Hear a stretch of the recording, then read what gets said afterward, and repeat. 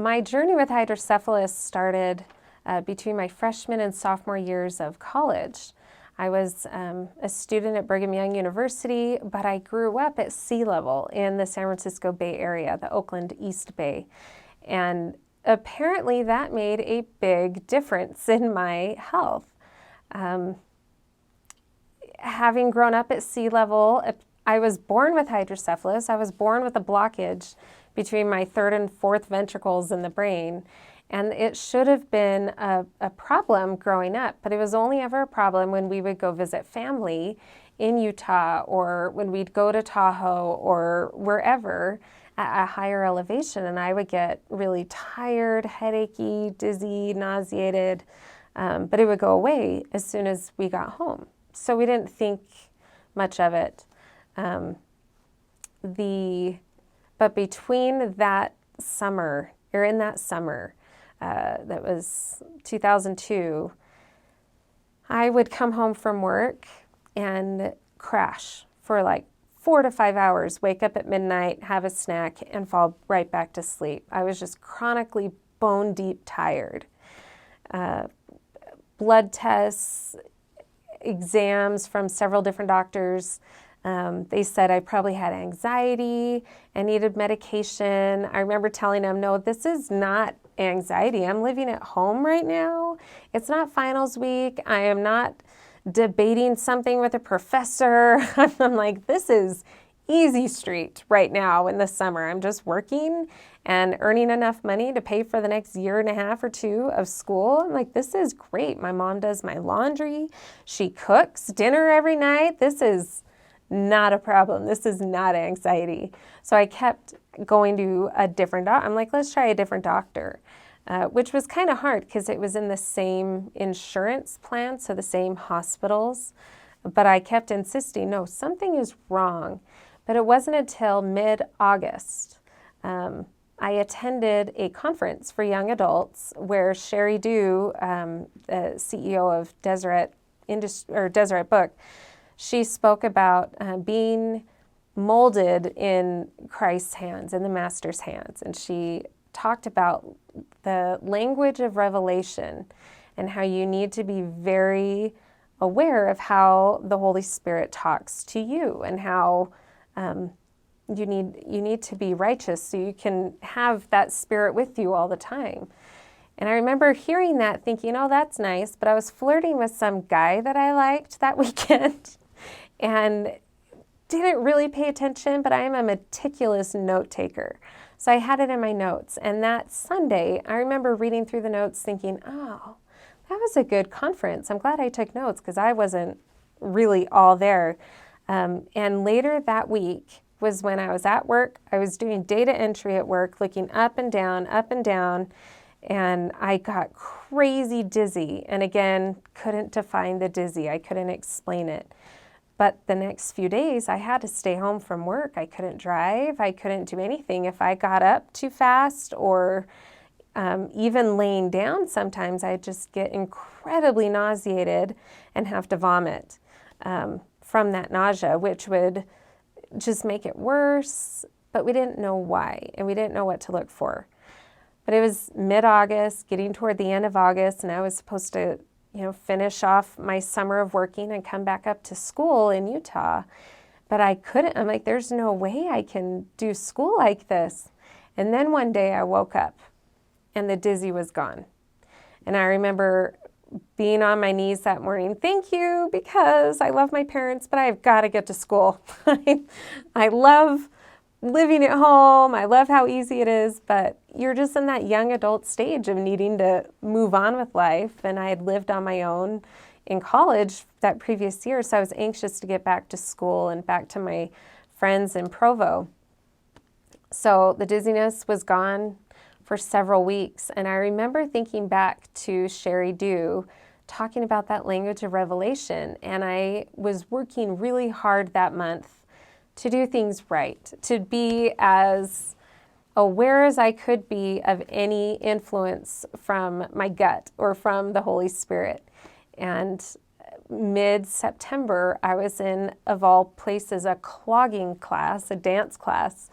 And as we were dancing, the dizziness hit so hard, and I couldn't continue the class. And my professor, sweet, sweet man, had me leave the class, sit down for a while, see if that helped. And when it didn't, he's like, you've got to get up to the student health center. But it was with that professor that's when I figured out how to describe the dizzy as a molded jello. Or I did that summer, but it was more having had it hit again with several weeks in between. I'm like, oh yeah, this is like a molded jello in the brain. And that helped him know, okay, it wasn't anything we did in class that caused it. But he got me up to the student health center, and the first doctor I saw sent me to an ENT. Just no questions, you need to go see this guy. And I knew, again, that language of revelation, it was starting to become more apparent. I knew that that's exactly what I needed to do. And it was that doctor who did just a couple neurological tests, nose to his finger as he moves around, following my eyes. And within 5 minutes, he ordered an MRI. My first MRI, and I was really scared about it because I'd never been in one of those enclosed MRI machines. I think they even gave me Valium before I took it. Now MRIs don't even faze me. I'm like, oh good, nap time, let's go, let's do this. But at the time it was really scary, and I'd never had to do that before. So had the MRI, and the very next day, so this was all within like a day or two of, that doesn't happen usually, one doctor to the next within just a couple days. But we got the results on a Friday, that first Friday in October 2002. And that Monday, I had an appointment with a neurosurgeon in town. And my mom had flown out. I didn't know what hydrocephalus was. I was still studying for a test I was supposed to take, I think in humanities. I think it was like Asian humanities or something that I was taking. And I was making flashcards. I'm like, okay, well, we have the neurosurgeon appointment at this time, and then I'll just go and take my test in the testing center after, no problem. That didn't happen. We met with the neurosurgeon, and he explained, oh yeah, hydrocephalus. Clearly your MRI shows that you need brain surgery. And he explained the shunt process. You need this pressure valve system. That pressure valve will open when the pressure gets too high in your brain, and it'll drain fluid from the brain where it's building up to the abdomen where they would put the end of the catheter. And I thought, wow, they can do that? That is so cool. Who knew that they could do all this in the brain? That's amazing.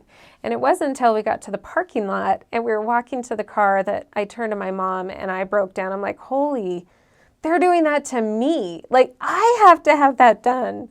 So it happened to be the last day to add or drop classes without a penalty. So we got 100% of the tuition back, which was amazing.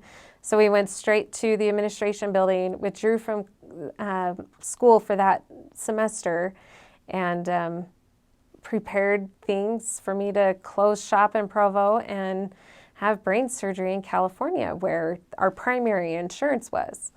I had student health insurance, but I also had insurance through my parents, which was amazing, because the student health insurance was just in case I got a cold or the flu in college, and I could just go to the student health center, $10 copay, and get taken care of. Without that insurance, we would have been out a ton of money for the out-of-pocket portion of the surgeries. So it was double covered, and but we're like, well, we can't do it here because my primary insurance was still my parents. So I had to fly back out to California for the first surgery. Had 4 surgeries that first year. That first one, that shunt lasted about a month, maybe. The catheter in the brain had clogged. And it just does. Sometimes it doesn't, and sometimes it does. And there's no way to tell if it had. But we had to fight hard with that neurosurgeon saying, no, something's wrong. This can't be normal. This can't be what my life is like with the shunt, because I can't live like this. And it wasn't until I was in a coma because the fluid had built up so much because the shunt wasn't doing anything, that the neurosurgeon was like, oh, whoops, yeah, you're right. Your shunt's not working. Let's get you in for surgery. Allegedly, I was out. I don't remember any of this. My parents had to take care of it. But I woke up after that new shunt was put in. I felt great. It was all I could do to stay in the wheelchair as they were wheeling me out of the hospital that next day. Otherwise, I was like, I feel fine. Can I go back to school now? Like, I'm great. Thank you so much. School's going to start in like a week and a half. I'm out of here. See ya. And because I was doing so well, other than, I had new incisions in my head from brain surgery. That was alarming as it is, and you take antibiotics after to prevent infections.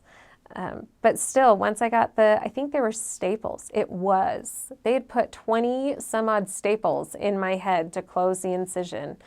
And I was shocked at how painful it was when they took them out. I'm like, oh, I've had brain surgery. I can do this. Yeah, take out the staples.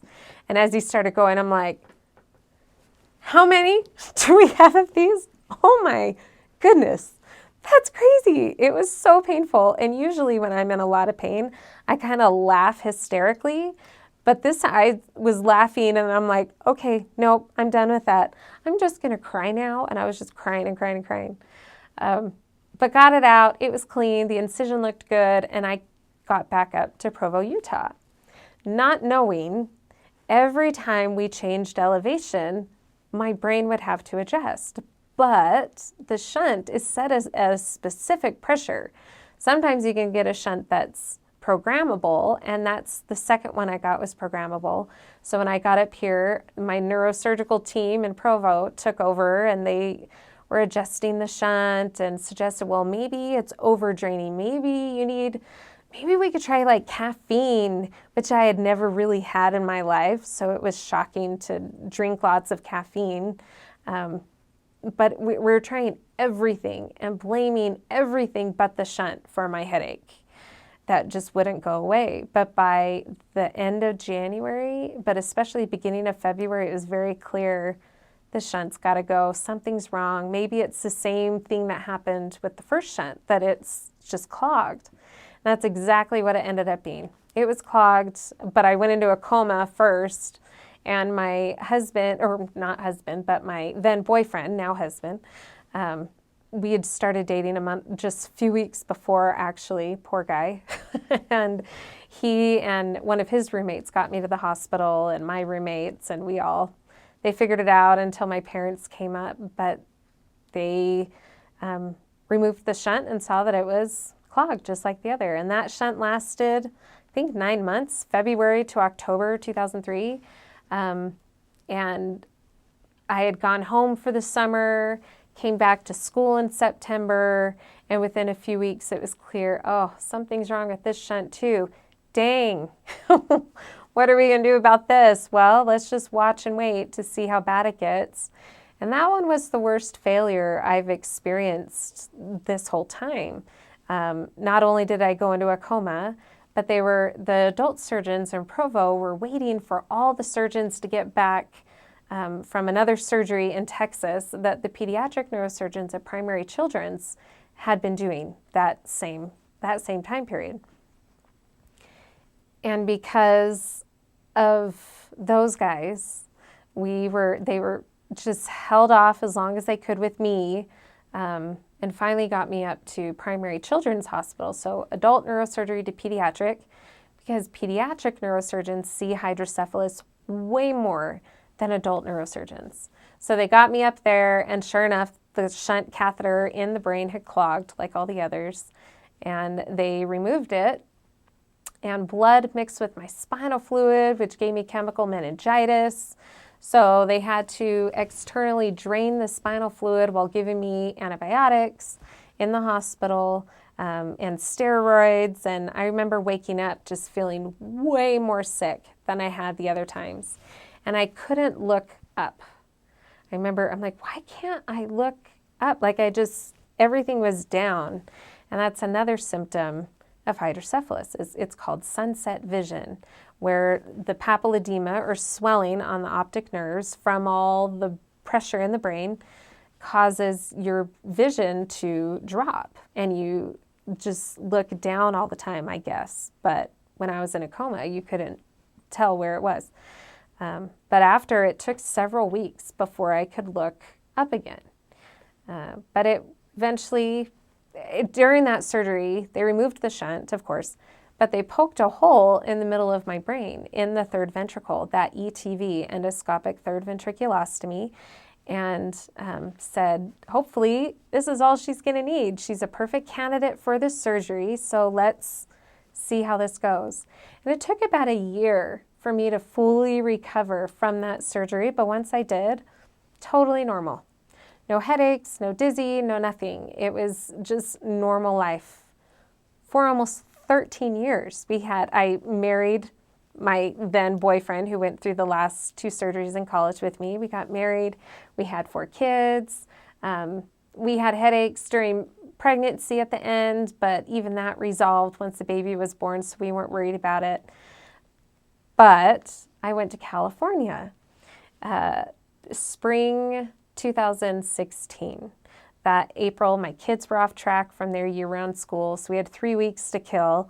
And I thought, well, let's go to California for a week and a half to 2 weeks. And it was the longest I had been at sea level since I'd been married, we got married in 2004. So almost, however many years that I was in Utah at elevation. So we totally spaced it on that. Okay, you obviously, pick up where you left off. Yes. I just marked that there's a pause. Yeah. So that spring, went to California, spent a week and a half out there. Probably the longest I'd been at sea level since my last surgery in college. And when we came back to Utah, I just had this nagging headache at the back of my head that just would not go away. And I blamed everything other than hydrocephalus. I don't even think I thought the word hydrocephalus until a few weeks into it, and I realized, yeah, I think something's the matter. I even wrote on Facebook, this is May 11th, so a week and a half into this, or several weeks into it, I said, "Dear my brain, I'd really love for you to stop it already with this almost three-week-long headache you've been inflicting on me. Or at the very least, you're welcome to just go away with massage and chiropractic adjustment, but you've been super stubborn about releasing the pain after those treatments this last week, and it's really getting annoying. And I don't love it. You've been working fabulously well for almost 13 years. Just cut it out. And just because I organized another Hydrocephalus Community Network event for tomorrow night does not mean you need to experience any sympathy pains for my hydrocephalus hero friends who have shunts. You've already been there, done that, and had the surgeries, so just move along with life, okay? Love, Kelly." So I wrote that. I don't know if I posted on Facebook. I think I did, but in my journal especially, like, oh no, we're not even good. But that was the first day I even acknowledged, so 3 weeks long of a headache, that I even acknowledged hydrocephalus being a possibility at all. And that next night at that community network event, we had a few neurosurgeons there who each stopped me and asked, "What is going on with your head? When was your last MRI?" I'm like, "Oh, I just have this headache. We went to California. I drove 12 hours both ways with 4 kids in the car. So of course I have a headache. And sure, maybe it's hormones. Maybe it's not hydrocephalus." And they're like, "Well, you've repeated yourself 2 or 3 times in the last few minutes. So we're kind of concerned that it is the hydrocephalus. It is your brain." And sure enough, a few weeks, no, it was, I think that next week, the nausea hit. The vomiting hit. I couldn't look up without feeling a strain in my eye muscles, like it just hurt to look up. And once I started vomiting from it, though, I realized something is totally wrong. And I need to get to an ER, because in college when I would vomit, that's when I would go into a coma. And this time it wasn't doing that. And it just kept getting worse and worse and worse. But in the ER, they were like, "Well, nothing we could do except go see our neurosurgeon." I'm like, right. Do I have an adult neurosurgeon? Do they see 33-year-olds anymore in pediatrics. Like, they could see me because I had worked with them for so many years with the Hydrocephalus Association, doing community network events and walkathon fundraisers and all sorts of things. So I'm like, they know me. So I sent a text to one of them. I'm like, hey, so can this be done at primaries, or do I need to go through adult neurosurgery? And they're like, you're too old. You're too old. We can't help you at primaries. You need to get an adult neurosurgeon, transfer your records there. How come you haven't done that before now? I'm like, well, I thought I was good to go. It had been almost 13 years. You guys said I was doing great. They're like, yeah, but this can hit at any time. A shunt can fail at any time. The ETV can fail at any time. We were all under the assumption, though, that ETV had closed, that it had scabbed over, which it can do. The body heals wounds, and maybe it just took 13 years to do it. But unfortunately, of course, that wasn't the case. But I had an adult neurosurgeon, awesome guy. He went in, and I woke up, a half hour later with a shunt. And I remember just bawling immediately. I knew the pain. I knew exactly what was going on. I'm like, I have a shunt. Oh my goodness, I have a shunt, don't I? And my husband was just sitting there holding me. He's like, I'm so sorry. I'm like, I know what shunts are, and I know that they fail. My experience with these things has not been stellar here. And then I realized, I'm like, wait, is it the Codman, the Hackham shunt with the new catheter that's impregnated with antibiotics and repels blockage? He's like, I think so. I'm like, it's orange, right? It's a bigger shunt catheter. I'm like, isn't that the one that we helped fund the research for back in 2009 and 2010? Like, all of our fundraising events for that year helped pay for this. I'm like, that is so cool. And it's in my body just 6 years later. That's amazing. And my husband's like, you're just, okay, wait for the ball to drop again. I'm like, but I have a shot. And oh my goodness, I have a shot. It was so depressing. And the nurses thought, I think I was absolutely crazy. Like, yeah, she just had brain surgery, but girl, like, you have hydrocephalus. What else do you expect? And that first shunt, there was just something off with it. And so I got a new one at the end of August. And sure enough, that first shunt wasn't working right. It kept changing pressure settings on its own, which it's not supposed to do.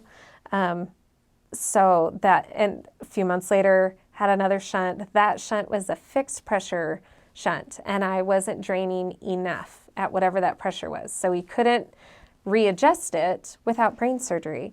So in October, I'm like, this is 4 months, 4 surgeries in 4 months. We removed the shunt. We added an external drain. And for 1 week, we watched my pressure, the intracranial pressure, trying to find, okay, what's your average? What does your brain like to be at? And it should have been a very good experiment, but it wasn't done quite right. And for whatever reason, we got a shunt, we put it in. But the best part about that 4th surgery, we had the pediatric neurosurgeon, who's now chief of pediatrics at primaries. We had him come up to the University of Utah to help with the surgery. And when he went in, he explored why the ETV wasn't working as it should. It's allowing fluid to get out of the brain, but clearly the fluid's building up. And why? And he found scar tissue from probably all the surgeries in college, scar tissue preventing spinal fluid from getting to the front of my brain, the sagittal sinuses in the front of the brain, where the majority of our spinal fluid is reabsorbed. That was an eye-opener to all of us because we couldn't figure out why. And the ETV is open. Well, maybe I don't need a shunt because the ETV is open. It shouldn't be a problem, but clearly it is. And having him explore further in the brain was very helpful. The best part about that was, though, everybody kept saying, well, just remove the spinal fluid or just remove the scar tissue and then the fluid can drain just fine. This neurosurgeon knows me very well. He knows our situation. He knows we're a family. I have 4 kids. I'm a mom. And he said, if you didn't have all these responsibilities and a family, he's like, we could possibly go in and try to remove that scar tissue. He's like, but the basilar artery is right there. It's just way dangerous, way too dangerous to go in. So we knew we had that blockage and the spinal fluid wasn't getting reabsorbed, but spinal fluid was getting out of my brain, just not enough. You build up spinal fluid about 20 to 30 milliliters an hour, and there's a total of 100 to 120 milliliters in the whole spinal system. So if your brain isn't draining quite enough, I only needed a little bit off the top, if that makes sense. So we got a shunt in, and it worked pretty well. I was still struggling with headaches. I had 4 brain surgeries in 4 months. Of course I had headaches. So we're trying to buy ourselves time. Like, let's just let things settle. Let's let the brain decide what pressure it likes. And we did really well with that until the end of February. So I went, many months that is, so many months, feeling pretty good. Not perfect, but better than I had before, all the shunts, until the end of February. And I just knew, I'm like, oh, it's totally blocked. But then I was transferred to a new neurosurgical team. My neurosurgeon transferred to another hospital, different insurance. So we got a new neuro team, and it was when we really had to be an advocate for myself. I had to be a good advocate. My husband had to be a good advocate. And because we knew so much about hydrocephalus from all the work we had done in the hydro community, we were able to communicate to our neuro team exactly what was going on. It's like, pretty sure this is clogged. Something's off because here's so many weeks. But I was new to this team. They didn't know me. I didn't know them. And it was hard finding a good balance. And eventually, after several weeks and 2 more brain surgeries, we realized that I needed to be with someone else. Oh, sorry. We realized after so many surgeries together, 4 surgeries, or 2 surgeries rather, we realized that I needed to probably find a new neuro team. And we did. It took a couple scary weeks of not knowing who to trust and who to go with, and neurosurgeons turning my case down because it was too complicated or whatever. But we finally found a neurosurgeon who took my case. She sat down with me for 3 hours, went through everything about it, and said, okay, here's what we're going to do. She laid out a plan, and it was 2 surgeries long to get me back on track, and we were fine with that. When she did the second surgery, we found out that I had several infections in the spinal fluid from the 2 surgeries I had had in March. And we had to deal with it. Most times, shunt infection means you are in the hospital a minimum of 2 to 4 weeks with an external drain, draining out your spinal fluid into a canister. It's really weird to see. But they're pumping you full of the strongest antibiotics on the planet. Those strong antibiotics they had used in my first 2 surgeries in college and found out that I was allergic to both. And they didn't know how to deal with this infection with the less effective antibiotics. So I spent a weekend in the hospital building up to a dose of antibiotic that I could tolerate, and got it actually really high with one of them. The other one is definitely on my infection list still, or allergic list. Do not give this to that person. But we were able to use one of the antibiotics, and it worked. Because my spinal fluid does get out of my head, I didn't have to have a shunt externalized. We used this shunt until I was used to the antibiotics, and then they removed the shunt, and we just held our breath, waiting for the fluid to build up, which took about 2 weeks. And that's when my neurosurgeon did a spinal tap, removed a ton of fluid, and then that bought us another week. And by then, the infection had cleared. We put in the shunt that I have even now. It's almost a year old. In 2 days, it'll be a year old. And we were good to go, almost. We had to have one more surgery a month later because the shunt valve itself was starting to pop out of my skin.